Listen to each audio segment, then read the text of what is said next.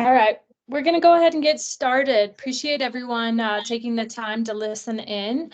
I guess just a few, if everyone could mute their mics so there's no feedback or anything like that, that would be fantastic. Again, we will be recording this, so if you have to jump off early, we will make this available to folks. So feel free to reach out, ask questions. Pretty informal presentation. I wouldn't even call it a presentation, but chatting everything from more along the lines of grassroots and how to get started all the way through the Paralympic Games. We do have some national team athletes on here, current national team athletes and Paralympians on this call, so they can jump in if they have anything to add. We will leave time at the end for questions and hope to be able to answer some questions for all of you. But just want to start it off with a video. I have two videos to start it off with, which is always kind of fun. So bear with me while I share my screen.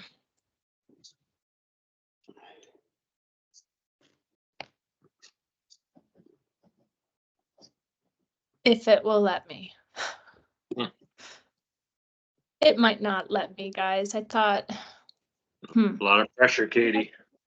I know. I have them all ready to go. I'll send links out or share them in the chat because they are pretty cool. I think some videos that it just gives you excited and pumped about wheelchair curling as well as at the highest level, the Paralympic Games. So I will share those. Apologies about that. I will share those in the chat. But we'll move on. So again, apologies on that, but want to welcome everyone and do some quick intros. My name is Katie Baker. I'm the sporting director. I've been with the organization almost 2 years. It'll be 2 years in July. My background is previously I was with the U.S. Olympic and Paralympic Committee, working both on the Paralympic side as well as Olympic side. And prior to that, I worked with USA Triathlon. Just happy to be able to chat with all of you guys today and turn it over to Pete and then to Mark. Hi, I'm Pete Annis. I'm the program director. Been in that position for a couple years. I started with the program back in probably early 2021, right before the pandemic hit. I joined, but prior to that, I worked with some men's able-bodied teams and some mixed doubles teams, and been in curling all my life, and been enjoying the last 4 years with the wheelchair program, and just looking for ideas and ways to improve and just grow the sport throughout the country, and hopefully get the program to the podium in the Paralympics. And I'll turn it over to Mark, who's been around longer than all of us. Not true. Hi, everybody. Mark DePerno, officially team leader with USA Wheelchair Curling. Been involved with wheelchair curling since 2003 at the grassroots level. Utica, New York, upstate central New York is kind of my niche, my hometown area. Officially with US Curling since 2007. And my role basically is assisting Katie, Pete, and the whole organization with regards to developing the sport, grassroots initiatives, outreach and development, assisting with national team selection, and just kind of part of the glue of this amazing program and system. Very passionate about finding new ways and avenues to grow the sport. Very thankful to have some new individuals on this call that perhaps have not been directly involved with the sport, maybe learning about it for the first time. Maybe you've thrown a couple of stones. We want to get you and others into the pipeline because this amazing sport has great opportunity, not just for your own personal goals, but for the national program to achieve podium success. And representing our nation is one of the greatest honors I think anybody can have upon them. So thankful to be involved and happy to assist. Katie. Great, thanks, Mark. Hey, I'm going to pass it over, just like a high-level history, Pete. If you want to jump into that, and then Mark jumping into some of the information around classification and grassroots programming, that type of thing. Yeah, I mean, the history of the program back, I mean, Mark probably knows more than what I do. It goes back, I think it was started out in Massachusetts someplace, I believe, right, Mark? The program? Maine, So, maybe? so Maine, yeah, correct. Maine, Belfast, Maine had probably the first official wheelchair curling program. Yeah. 2001, 2002, kind of the onset. Yeah, I mean, besides that, I think, it's always been a little bit of we've had some really super good athletes in the program, but it's always been a struggle to continue to grow the pipeline and all that kind of stuff. And that's kind of our focus over the next few years is to grow the number of athletes in the program. And the history of it goes back. I think I saw Pat is on the call, and I think he's had our highest finish at a world championship or actually a Paralympics. I think it was a fourth in 2010, if I'm not mistaken. Um, Last year we in the world championships we had it at fifth, which might have been our best at the world level, but I think fourth at the Paralympic level in 2010 was our best. Um, um, but we continue to work away at it and try and improve the pipeline and improve in all facets of the game.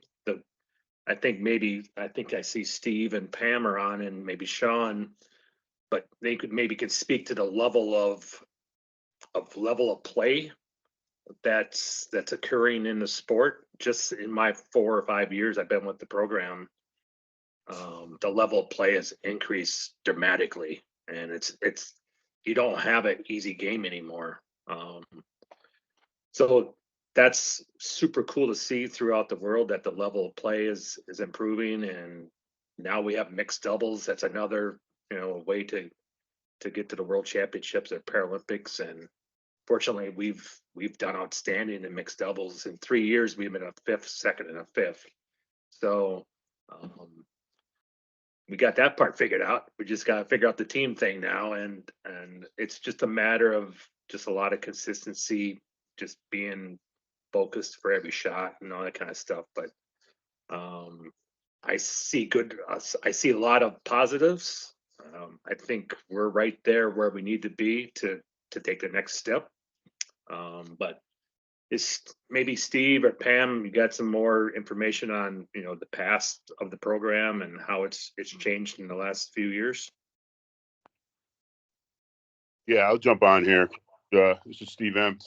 Been with the team since 2014 when they came back from Sochi to the 2 Paralympic Games, and just reiterate what everybody's saying. The growth of the sport around the world has been incredible. You see all countries, including us, outreach programs, getting out there and in the grassroots and trying to recruit the younger generation. A lot of the younger ones, unfortunately, want to go play the glamour sports of basketball and track and rugby and blow out their shoulders. So, we're trying to get them. We're doing a lot better. I think when I started, back in 2014, there was maybe a dozen wheelchair curlers in the country, and now we're well over 100. So, what we're doing is working.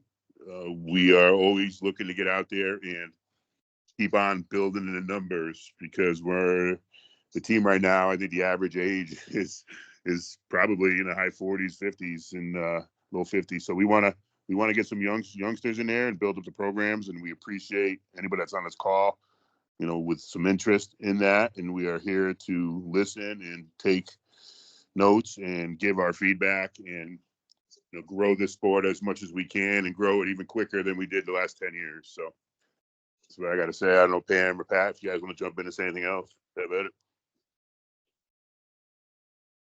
This is Pat. Yeah, I mean, I agree. Back when, before I started, there was less than 10, maybe 6. And then in 2008 and 9, when I started, the numbers started growing, and they've been going up, but I think we've plateaued to where we really need to just grab a hold of people, kind of like what Tony did with Steve. And I believe Mr. Ampton was correct that wheelchair curling, you could say Paralympics, yay! And then they watch it and go, oh God, that's boring. So we have to entice people to get them going. And I think the youngers, like Steve said, basketball and rugby and whatever, we just got to figure out how to do it. You know, I think the current team and the current B team, C team, I mean, they're great athletes. But yeah, I think that doing the grassroots and just reaching out to any Paralympic summer sport to see if anybody wants to flip to winter or do both would be beneficial.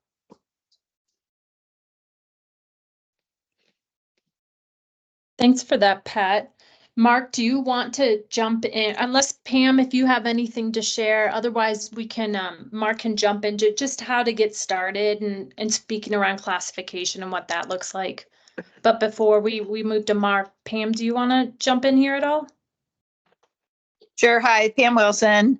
And, you know, this is such a fantastic sport for everybody. Chairs are great because, I mean, I don't know how it is, but I play in leagues and I play on able-bodied teams. And, you know, it's a way for us to be fully integrated into a sport that you don't see with many other sports at all.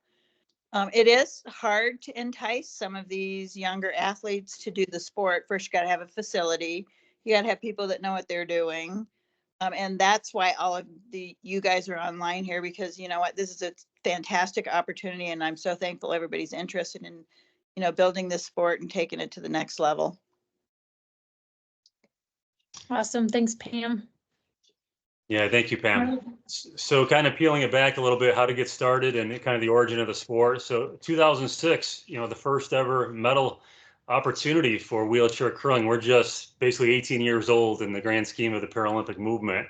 Obviously, a few years prior to that for development. This is still a growing sport, as are all sports, but this one certainly. And the winter realm has some great history and traction, but amazing opportunity, as Pam mentioned, one of the few sports that seamlessly integrates with the traditional version of the sport, quote unquote, the able-bodied population. Can't say that for most sports, certainly at the Paralympic level. How do you get involved? So the success of the program, of course, all the people on this call are part and parcel to the success of the movement. But without the grassroots level, the local clubs and the individuals that support curling at the local level, we can't have success at the top. So it comes down to, as Patrick mentioned, having an individual or multiple individuals at the local facilities. And there are approximately 200 curling clubs across the nation.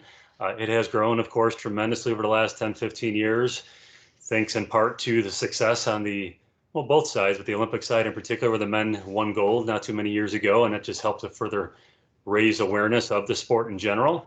But without that point person or that support at the local level, it's very difficult to grow. So we have seen success at the local level here in upstate New York, certainly Cape Cod. Tony Colaccio and team have done amazing things, have recruited and developed Paralympic athletes on Team USA many times over.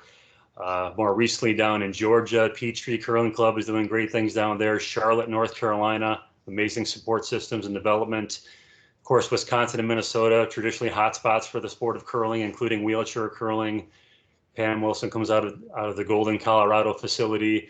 So I'm just kind of giving you a sense of where those hotspots have been, but certainly there's growth outside of those areas too.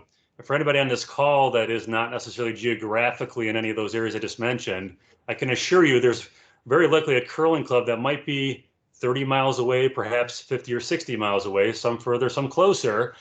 And it's possible that club has some experience, and it's probable that they might not. But I can assure you that between Katie, Pete, and myself, if there is interest, and I know there is, you're on the call for a reason, we can help connect those dots. We can advocate for you, reach out to the facilities, provide the information and the network, externally from a distance with PowerPoint presentations, providing equipment, and we'll get to that in just a moment, but also potentially having national team members or staff members coming to that club to support what we call the Learn to Curl, a one-day, multi-hour experience. And we also have supported multi-day experiences, which I'll talk about that a little bit later too. So be aware that curling is out there. It's not as visible as we know many other, as we heard, glamorous sports or more mainstream sports. Many folks don't even know there's a curling club in their vicinity because maybe it's not televised or it's not promoted on the radio or print media. But our website, USA Curling website, has a wealth of knowledge and information as to where those clubs are located. Who can play this game? I mean, technically, nearly anybody can play the game, right?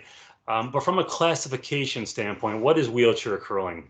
And I'm going to kind of give you just a bare bones, thumbnail sketch of what the qualification standards are at the international level. But by no means should this exclude anybody who wants to play the game, even if they don't necessarily qualify or classify for the game. But technically speaking, of course, the game is played from a wheelchair. Now, there are individuals that may be ambulatory, that don't necessarily use a wheelchair for everyday mobility purposes. That is not the norm. I want to stress that. Across the field of play, typically speaking, an athlete is in fact a traditional everyday wheelchair user given significant lower body impairment, okay? And some of the more specific criteria for somebody who has a spinal cord injury, okay, traditionally a complete spinal cord injury is going to result in obviously paralysis or some significant motor or sensory loss in their lower extremities. You're very likely going to qualify for the sport. Somebody with an incomplete spinal cord injury, again, we'd have to look at that case by case, but probably if they have, again, profound lower body impairment, will likely qualify. Those with lower extremity amputations, this gets a little bit more specific. For those that are bilateral, meaning both lower extremities have amputations above the ankles, you're in, okay? Whether or not you can ambulate with prosthetic limbs, you will classify. Of course, you'd have to use a wheelchair to play the game. For those who are singular, unilateral amputees of the lower extremities, it has to be a full extremity, total hip disc articulation as it's known. It can't, quote unquote, just be an above the knee amputation or below the knee amputation. While that might be a scenario, the other extremity has to also have some significant impairment, loss of power, loss of range of motion, instability, muscle tone. Again, these criteria are set forth by the World Curling Federation, our international governing body, if you will. And how do you know if you qualify? Well, we actually have international classifiers that do this prior to any world championship, prior to some of the qualification events. Now, they're few and far between, right? These only happen once a year, typically speaking. Many nations, competitive nations, do have classifiers that obviously are knowledgeable and might be more able to come within their country, come to a location to assess an individual, but that's not going to be an international classification per se. It just kind of gives you some better insight. Here in this country, we have a couple of individuals that have that experience, myself included, from a curling standpoint. But my point is, we, USA Curling, can provide you some insight, some knowledge, can kind of assess if you have any questions, what your medical background looks like, and give you a better sense of whether or not you might classify. But regardless, this game can be played and played very well at a high level and very fun and dynamic. At the competitive level, as Steve and Patrick and Pam mentioned, I see Sean as well. Hello, Sean. All have competed at the highest level. Typically speaking, there are 25 to 30 nations that have very high level competitive national teams. And those teams are always fighting to be the top 10 or top 12 that qualify for the World Championships and or the Paralympic Games. And we've had great history with USA Curling to be in those World Championships consistently in the Paralympics. Each and every Paralympic Games, we've been there, given the great abilities of our nation's athletes. And the standard has gone up and up and up, as it should. The sport is getting better, as it should. And we need to and will continue to stay along that curve. So we want you, we need you, we want you to spread the word. And again, we're here to help. One other thing I want to mention before maybe I let somebody else speak is regarding the equipment. How do you play this game? Well, you need specific equipment. One, of course, is a wheelchair. You do not need a sport-specific wheelchair. Your traditional daily mobility type of wheelchair will work just fine. Whether it's manual or a power chair, both are permissible. You don't need a specific, nor is there truly a specific curling chair available to purchase. Outside of the wheelchair, you don't necessarily need one. It's not mandated, but incredibly encouraged, what we call a delivery stick. A stick is essentially just that, a telescopic pole that connects to the stone and enables the athlete to stay in a more upright, traditional, consistent position. And by pushing that stone with the stick, you can get much better accuracy and outcomes. The stick can range from anywhere from roughly $75 to more of the better, higher grade customizable sticks that might cost $300, $400, $500. Okay, that is the price point of this game. Now, assuming that you have your own daily wheelchair, that's built-in cost. So if you have a few $100s to purchase a stick, you're essentially in. Again, you have to have access to a local curling club. There, the membership base ranges from maybe $100 to maybe $600 or $700 for membership, depending on how much you want to curl. Just open curling during general practice hours would be that baseline, maybe $100, $150. And for those that want to get more actively engaged, participating with their peers and community members and fun social or highly competitive events, which we call obviously league or bond spiels as we call them, that's going to cost a few extra dollars. And it's not a very expensive sport from that standpoint. Unlike in wheelchair basketball, where your chair might cost $5,000, $6,000, $7,000, wheelchair racing in excess of 10 or 15,000, et cetera, et cetera. So with that, I'll kind of open it back up maybe to Katie or Pete or others. Yeah, I was gonna pause here. Does anyone have any questions before we move on? All right. Well, we're gonna move on to Pete to talk about more things along the national team space. So handing it over to you, Pete. Yeah, one thing I'm gonna mention that Mark maybe just missed real quick. Mark does set up like a talent ID camp every year where we do recruit players from other sports, winter, summer. Some people are retiring from sports and they want to give another sport a try. We send out a lot of information to people, and we have one coming up April 27th through the 30th in Denver. I think we have 5 or 6, 7 athletes coming to that, and it's always fun to see them try it for the first time. And it's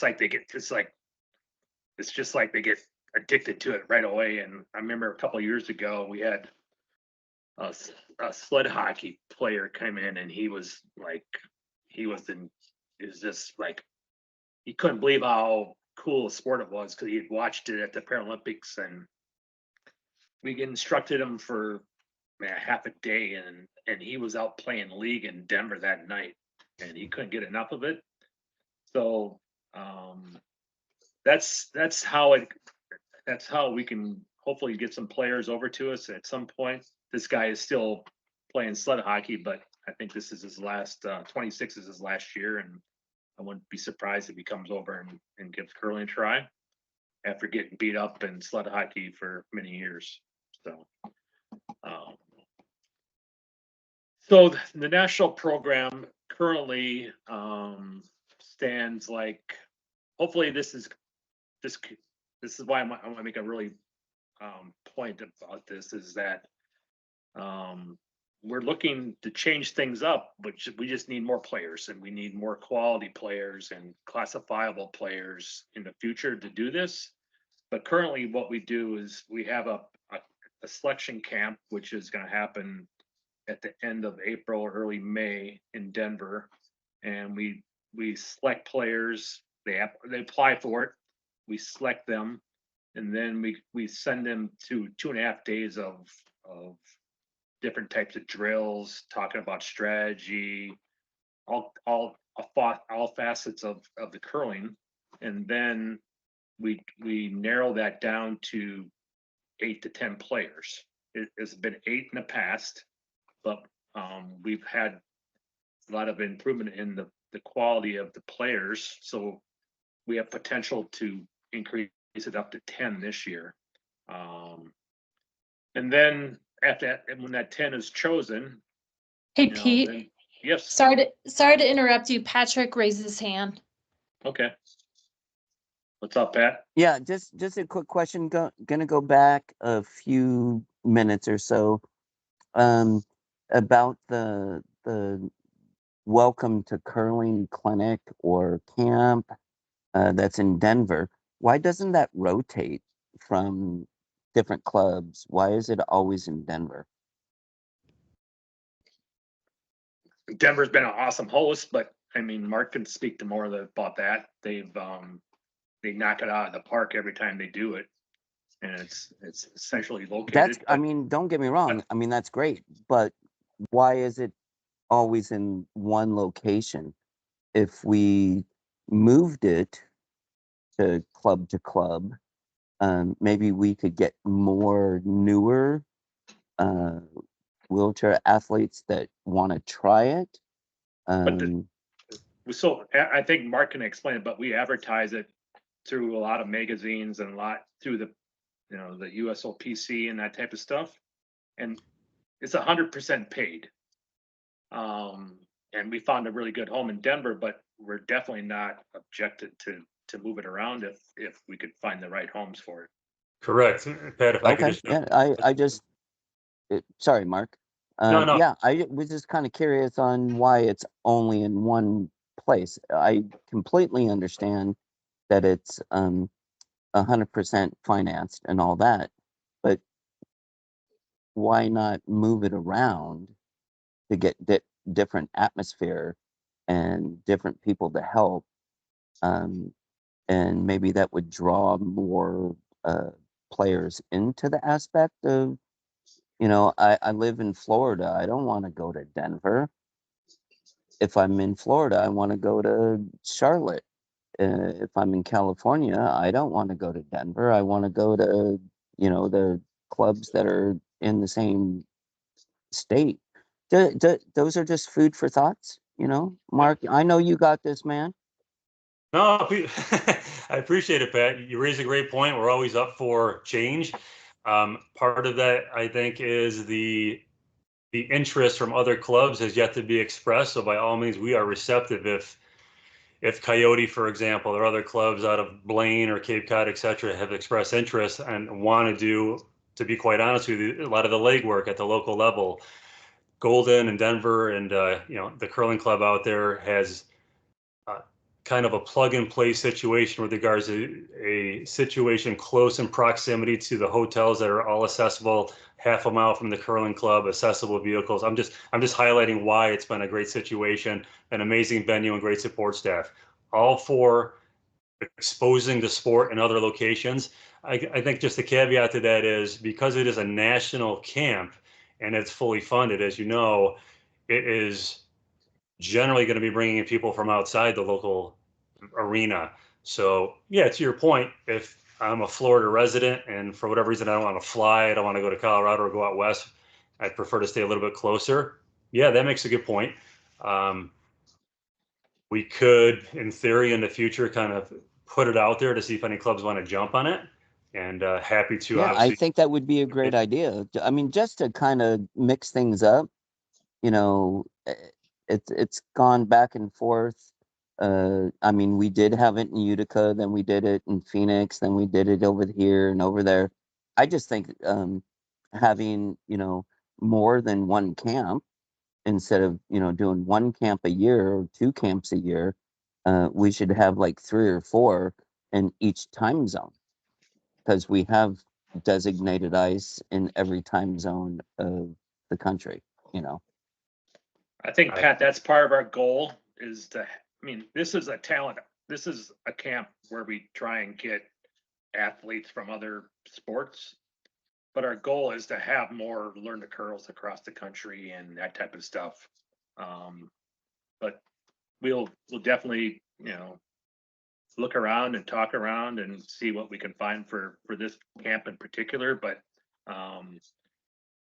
the 4 years I've been done it, Denver's done an outstanding job. But because there's a lot to it, there's a lot of transportation and all that kind of stuff. Oh yeah, I've been to the Denver camp as an instructor and stuff. Yeah, I mean it is. I mean it's tough to put it on. Mark does an amazing job. He's been top notch since I started. Uh,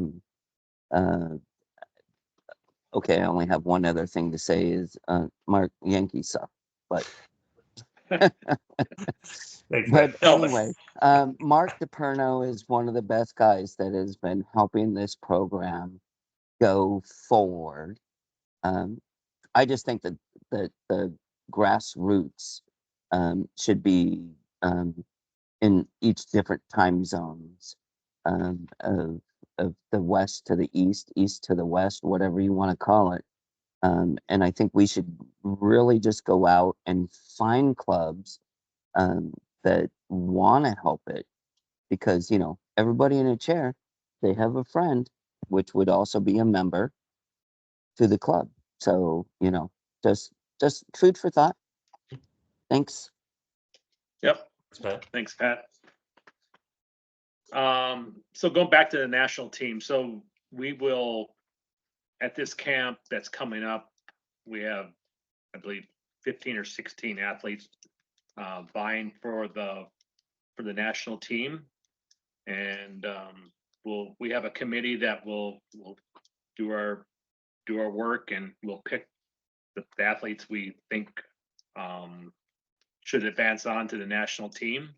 Then after that, they're under my guidance and Mark, and we have a couple assistant coaches that help out, and we set up camps, we have competitions, that type of stuff, and then at some point, it's up to me to choose the team that goes to the world championships. But going forward, I mean, my goal and everybody's goal is to avoid having to pick anything. We'd like to have it like the able-bodied side, where you form your teams, or we form teams for you, and you compete on the ice for the spot to go to the world championships. So that's one thing we're really striving for. Hopefully in the next few years we can make that happen. But until we see the quality of play to the level that we think it should be, we'll continue down the path that we're currently doing. But on the mixed doubles side, we do play it on the ice to go to the world championships.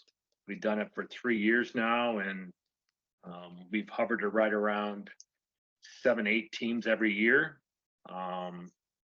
Just looking back at this year, we had, I think, 7 teams, maybe 7 or 6 or 7, maybe, I think it was 7. And out of that 7, I think we had 4 teams that could have been very successful at the world level.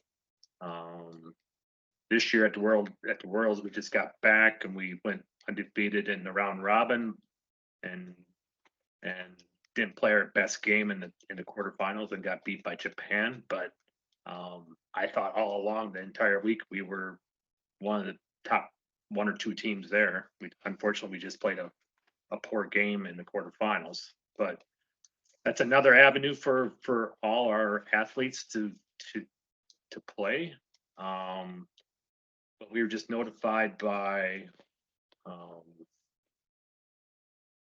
I guess I don't know who notifies us that our athletes can't play both in the Paralympics.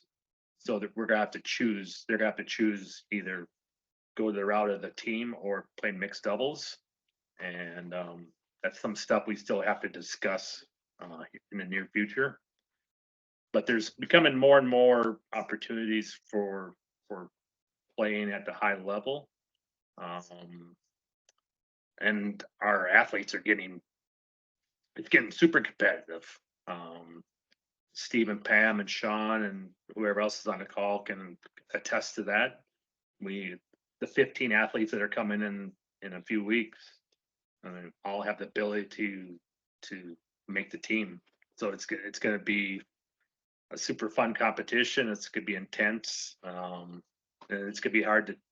It's always hard to choose, a team at that point. But we'll do our best, and then we'll move on and get them trained up for 25 and Paralympics in 26.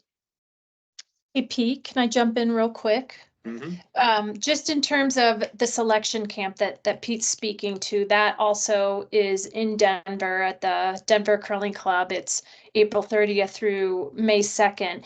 And we open that up. People submit applications. And I think we capped that at, we'll have 20 come out to the selection camp. We received 15 applications this year. So that's what we're taking. We would love to have the problem of having 40 applications and having to review those applications and narrow that down to 20, whatever we cap it at. But at this point, we don't have the, I guess the pool of athletes that are submitting applications. So that's one thing that we would like to focus on, is how do we build up that pool so we do have more people applying to come to the selection camp. Then also in terms of what Pete spoke to, the Paralympic selection and mixed doubles versus mixed team. Basically, the IPC in consultation worked with World Curling Federation and determined that, and they've written it out in their eligibility criteria, that we just have seen a draft of, but it looked like it was pretty close to being finalized, but essentially that an athlete who competes in mixed team cannot compete in mixed doubles, which for us was a good thing because we didn't want to have to say you had to select one or the other. So basically that was written into the criteria, eligibility criteria, is that one athlete cannot compete in both of those competitions. So I just want to give a little background on that.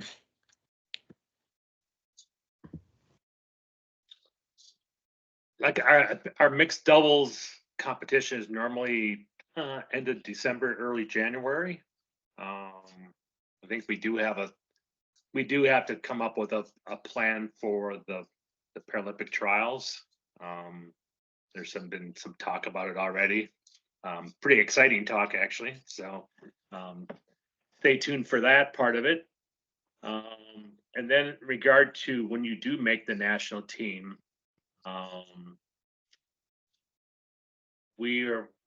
it's always a struggle with funding and paying for people's practices and that type of stuff.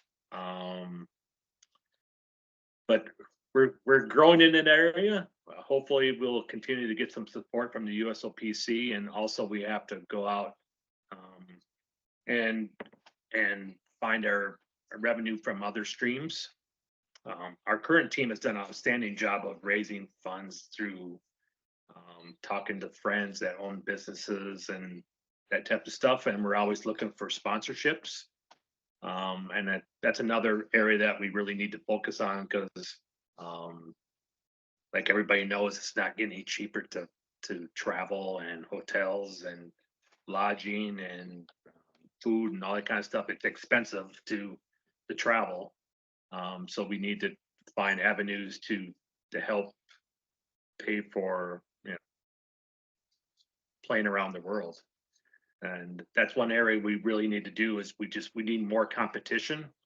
The teams in Europe have the ability to fly for an hour, 2 hours, and they're playing against 4 or 5 other countries, where we just have Canada and North America to play against. And we're growing that relationship with Canada. We had a couple cool events this year where we played against Canada, and they enjoyed playing against us, and we do the same with them, and we'll do more of that stuff. But in terms of what's covered, it's kind of up in the air sometimes. Sometimes we're able to cover a lot of stuff, and at times it does come out of your own. Maybe travel to Madison, Wisconsin for camp. and hotel and that stuff. But hopefully in the near future, a lot of it will be covered and paid for. A couple years ago, we had the Reese Foundation gave us a grant to help pay for a lot of hotel lodging and that type of stuff, which I think the players found it to their liking because it's a lot of. But I'm gonna throw it over to someone that has experienced it, like Steve, or maybe you can talk about more about what's covered and what's not, and how it's changed in the past few years. Hey, Pete, before we go there, Jeff raised his hand. Mm-hmm. Quick question on the ID camp. Is that full? I'll answer that, Jeff. It is not full.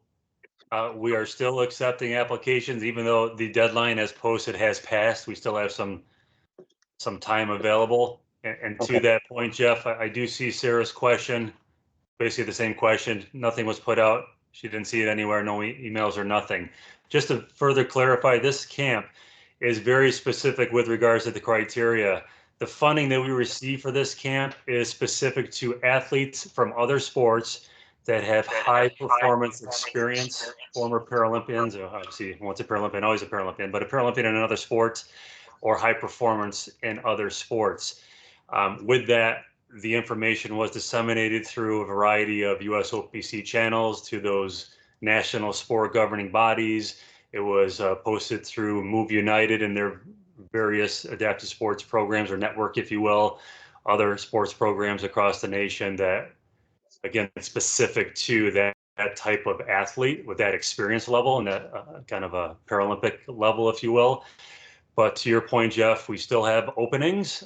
Anybody on this call, I can certainly provide the application. Happy to review it to see if it is in fact a good fit. Katie, I'm not sure before we disconnect if I can certainly put my email on the chat, or if you have any other parting shots. But let's make sure anybody's interested in that, we'll connect. Yeah, I'm gonna put all three of our emails in here so that you guys have those. I would like, so that we're not, I hear this across different departments, whether it's our juniors or in other spaces, that people just aren't getting information. So I would like us to get to a space that we really can build out more of a distribution list so people are receiving this information. On the wheelchair side, it's a little bit hard, to Mark's point, like we were targeting a certain group of athletes. And so we really relied on other organizations to help push that info out. But I will cut and paste all of our emails into the chat. And then it looked like, I think Patrick had a question next.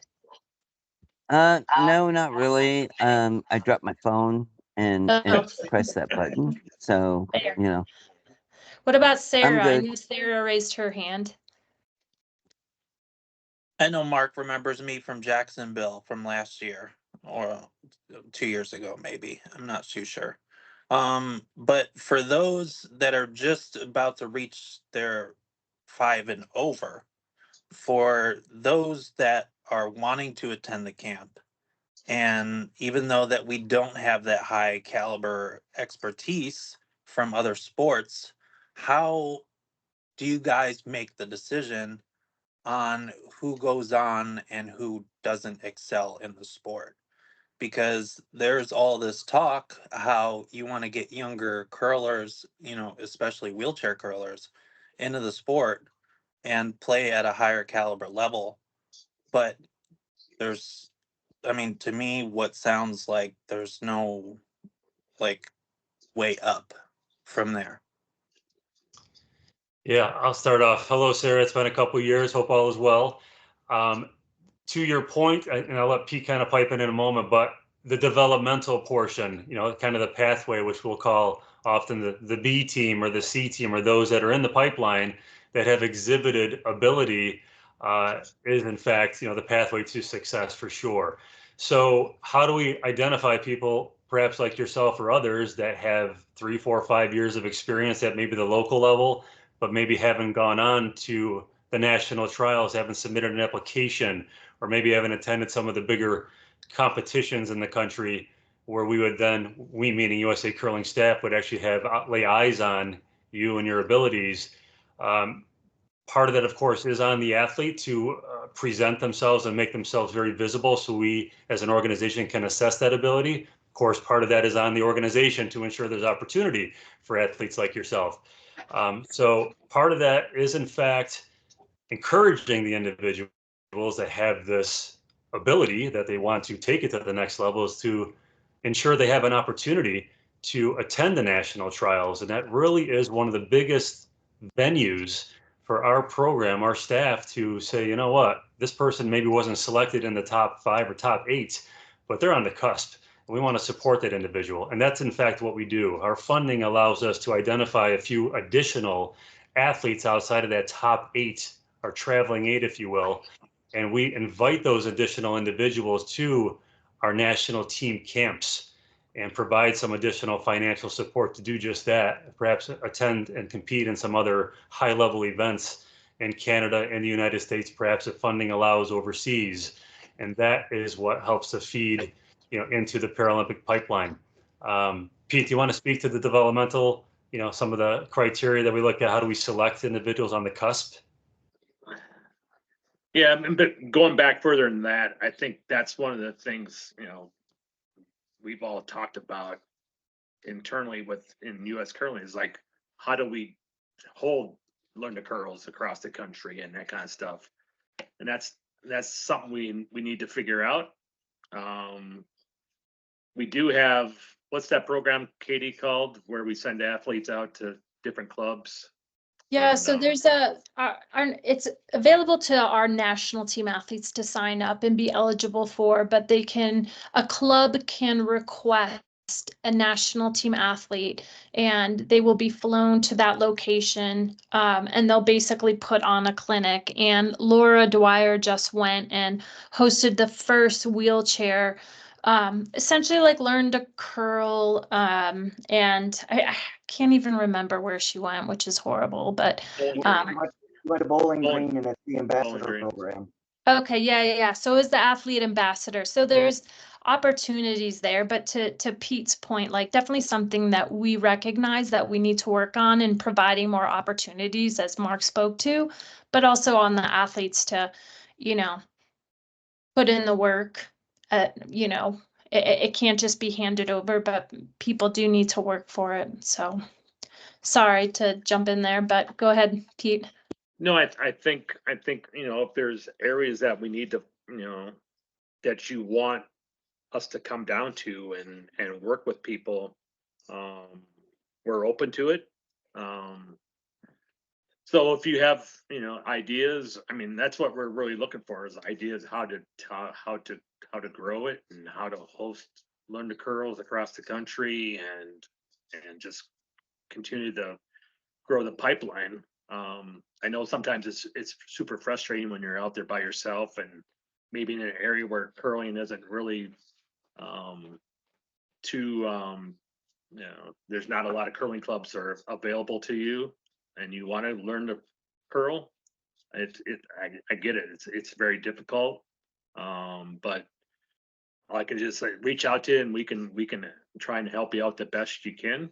But again, back to Mark, it's like if we would be acceptable to anybody that's wants to try out for the national team, and for us to get eyes on you and give you ideas of how to improve and hopefully we can help you out that way. But again, that's one area we need to really focus on, is how to host more camps and learn the curls across the country. So if you guys have ideas, please send them our way. Hey, Pete, Sean raised his hand, so I want Sean, go ahead and jump in there. Hi guys, my name's Sean. I just wanted to touch base on the process of how I went about it and what I went through. At times it seems overwhelming that you're never going to make your goals. And that's how this probably feels right now. You're new. I was in your shoes before. I've been new to the sport. So what always brings me back is I get humbled when I started in 2016, and then now it's 2024. You put your work in, you put your time in, and good things will happen. Some people pick up this sport really quick, and sometimes it takes a little more time for others to pick up, you know, like how do you deliver the stone, and, what are you learning each year? And so I just want to say, believe the process, get around these individuals that are at the clubs, like a Patrick McDonald, a Steve Empt, Pamela Wilson. There's a lot of athletes that are at these curling clubs that will definitely take you under the wing and show you how to throw the stone and get you better.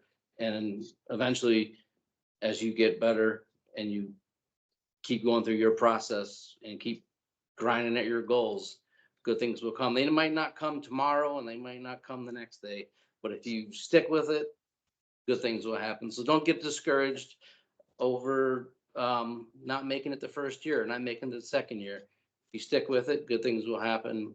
You just have to surround yourself around some good athletes that will help you get there, and it will happen. Just find them athletes that are around in your clubs, and they will make you into an athlete. That's for sure. So just stick to the process, guys. Stick to the process, and I'm sure a lot of you guys can contest to that.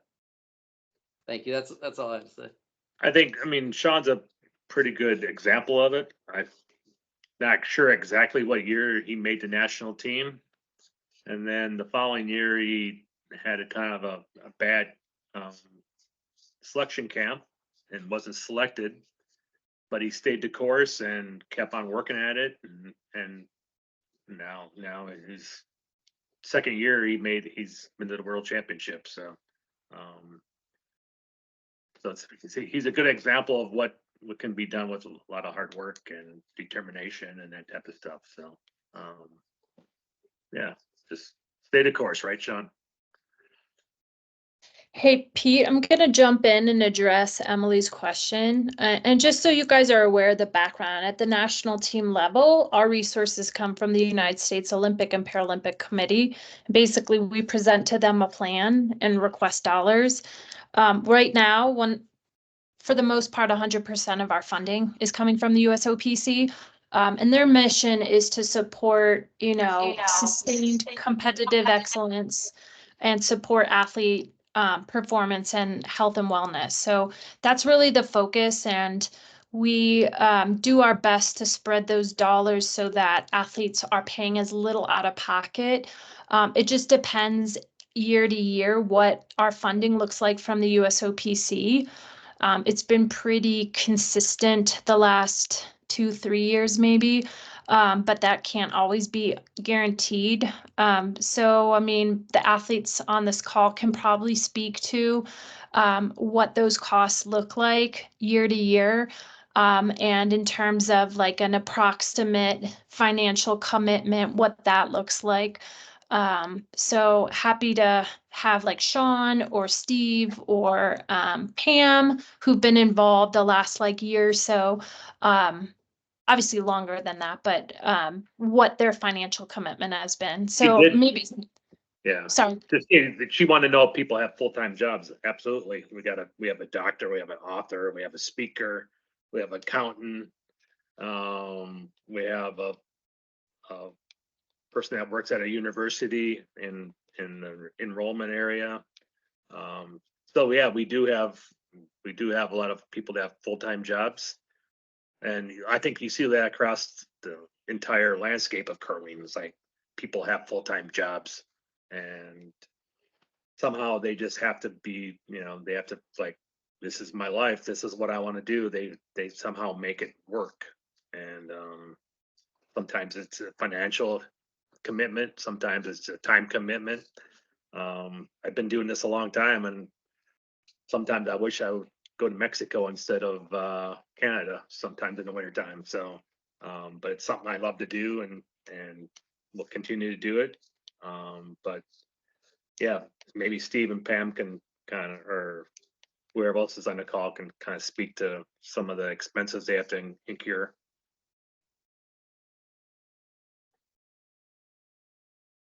Or Sean. Yeah, I'll jump in. This is Okay. Steve. Yeah, and just to reiterate, we, after Pyeongchang in 2018, Justin Marshall was one of our younger players, and never forget, after we got eliminated in Pyeongchang, he announced that he was retiring from the sport because he financially was having difficulties and he wanted to start a family. So yes, it's very difficult financially. I was on the East Coast for the first 9 years of my career, and I just recently last year moved to Wisconsin to help with that financial. But the USA Curling, the USOPC, they both do an incredible job with supporting all of us on the team, financially, resources, everything. But we want to be the best in the world. We need to go above and beyond. Right now, I think we're 7th, 8th in the world rankings, and all the teams ahead of us are pretty much professional athletes, and they're funded by their government to go out and do this and compete. So it is a burden. We do have jobs, most of us, and it is difficult. So, but we've also, like Coach Reed had, said a few minutes ago, that we've all gone out there and it's been put on us. The expectations are higher now, so we need to go out there and find donors and find sponsors and hold fundraisers, and we're doing that constantly. So, but yes, it is absolutely difficult financially. Right now, I'm a public speaker, so I'm actually in Indiana right now, speaking to a bunch of schools. So once the season's finished, I'm right at it hard, and I know Matt's the accountant; he's back at it, and is picking up some hours back at college. So it's difficult, but it's obviously for the joy and the pride to wear the USA and have that opportunity to go out and compete. That's what it's about.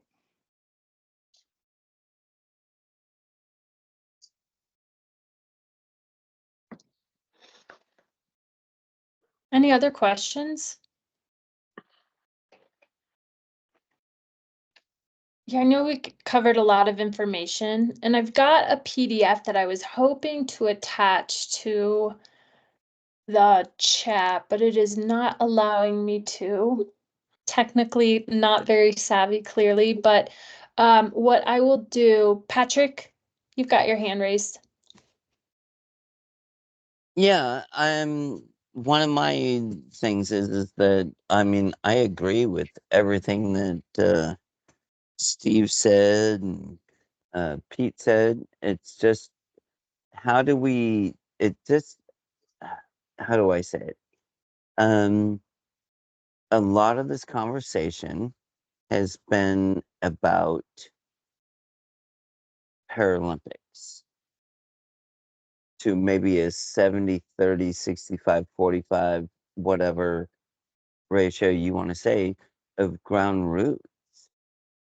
Who wants to set up a team that will reach out, that's on this call, to do do we come up with a committee that says, hey, you're an established club, we want wheelchair curlers, please help, reach out to your community? Is anybody willing to step up and do that? That's what grassroots is. We need to find people. Agreed with that. I think a lot of people are on the call for different reasons. Some are probably trying to just gather information of how to get started and where to start, but completely agree with you, Patrick. And I know we've had this conversation of tapping folks that can put their brains together and come up with solutions and be constructive, looking at the things that we're doing at USA Curling and how we can improve in those areas, how to educate and bring more awareness to wheelchair curling. That's the start here, right? Is awareness. I think that is really what gets the ball rolling, and us doing a better job at USA Curling of the outreach to, clubs, because they're boots on the ground. They're seeing people coming through. And I think it's really, we need to come up with a better plan of how to really tap into more at the local level.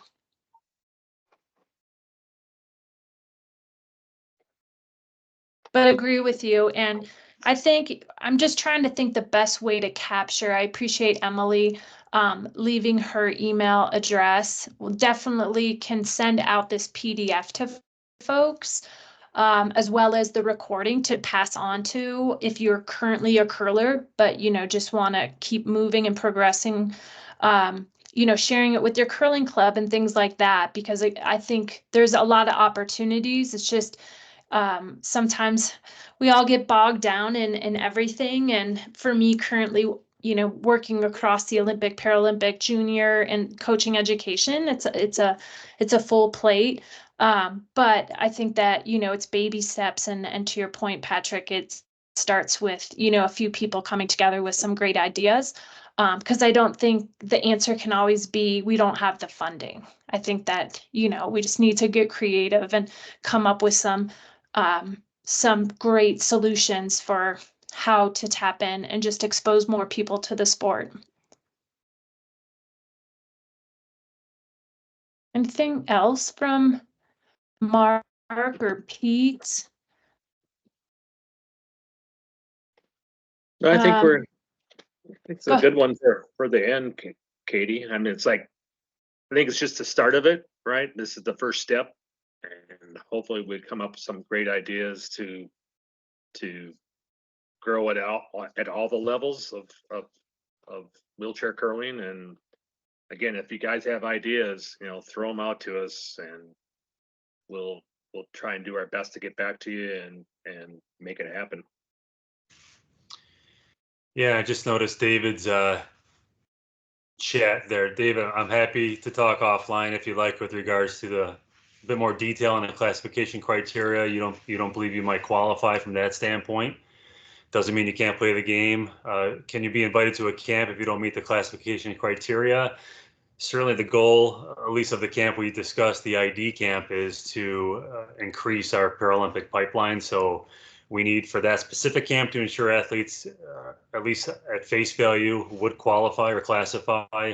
Doesn't mean that we can't have those who don't meet the criteria participate in the sport and have just a great lifetime experience. So happy to further connect on that after the call. I know Katie's can provide our email addresses, and anybody else who wants to learn more about the ID camp, if you feel that is a criteria threshold that you meet given your past experiences, or not for that matter, happy to further discuss the sport at large. I guess I would. Oh, sorry, Katie. Mark had a really good point. He said, sometimes it's not all about like being on the national team or being in the Paralympic team, right? A lot of times these curling clubs will just enjoy you just being there as a curler. So just, I think, without having too much stress on yourself, is making the national team and stuff like that. I think just being at a club and enjoying curling at its finest is also fun too. After I'm through with, I guess, what I've done in curling, I'll probably still curl for the rest of my life. So I think just being involved at a club to start is a really good thing. You'll make friends at a curling club. You'll talk about curling, and it's a good way to stay active through the winter. So I think starting in that point too is also a great way to start and getting involved, and just join a curling club and start from there. So that's all I wanted to say about Mark's point about just sometimes just joining a club is a great way to just kind of start right there. Thanks. I mean, I'll throw it out there, Katie. I know we got Jeff and Pat. I mean, if you guys want to have a call sometime and figure this thing out, how we grow it, more than happy to do it. You guys are two great ambassadors to the game, and I think with your help, You guys are kind of different parts of the country. We can maybe make some stuff happen. So. Yeah, I'll- sure. Anytime, man. Just make it Yep. happen. Yep, I like that idea as well. I didn't put in my packet, so yeah, I'm going the route that you're talking now. So yeah, let's be in touch soon. All right. Appreciate it. So just one request, if folks want me to send them this PDF, it's got some of the links to the videos I was going to share. It's got information links to where some of the selection criteria, if you're interested in that, as well as the contact information, other things, just a high level, like almost an agenda of what we spoke about today. If you would like me to email that to you, please drop your email in the chat box and I will work off of that. I'm not sure if I can pull emails through Teams. There's probably a way I can, but clearly I'm not very technologically savvy. So with that, appreciate everyone's time tonight. Love all the ideas you guys threw out. Really appreciate that. And we will follow up with folks. But in the meantime, look for this document to go out tonight. So, and if you have any questions, concerns, anything like that, feel free to follow up with myself, Pete, or Mark. Cool. Thanks, everyone. Have a great night. Thank you. Cool.